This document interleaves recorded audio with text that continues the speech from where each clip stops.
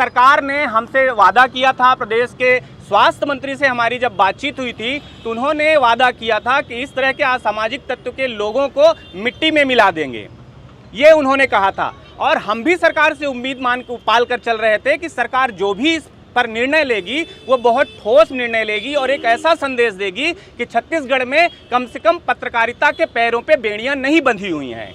लेकिन छत्तीसगढ़ सरकार ने, स्वास्थ्य विभाग ने, चिकित्सा जो विभाग है उसने जिस तरह का आदेश जारी किया है वो बिल्कुल उल्टा और विपरीत है।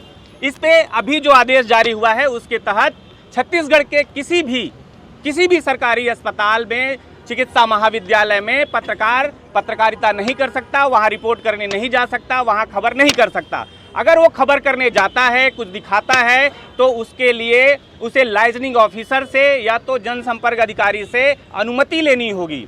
और वो अनुमति भी तब उसको मिल पाएगी जब वरिष्ठ अधिकारी जो है उस लाइजनिंग ऑफिसर को बात बोलेंगे कि हाँ दे दो, कुछ विजुअल दिखाने दो, बाइट दे दो, तब जाकर होगी। अगर वो मना कर देंगे तो कुछ भी आप नहीं दिखा सकते। उनके प्रीमाइसेस में घुसने के लिए भी अनुमति लेनी पड़ेगी, ये इस निर्देश में लिखा हुआ है जो सेक्रेटरी की ओर से जारी हुआ है स्वास्थ्य विभाग के। तो क्या पत्रकारिता जो है सरकार से पूछ के करें अब हम पत्रकार लोग की सरकार तय करेगी कि हमें क्या दिखाना है, क्या बोलना है, क्या कहना है। अगर सरकार इसी तरह से तय करती रही तो फिर संविधान कहाँ गया है, लोकतंत्र कहाँ बचा है। ये तो बिल्कुल अलोकतांत्रिक बर्ताव है सरकार का कि भाई लोकतंत्र में जो अधिकार एक पत्रकार को मिले हुए हैं, जो एक नागरिक को मिले हुए हैं, हम उन्हीं अधिकारों का प्रयोग करते हुए अपनी पत्रकारिता कर रहे हैं।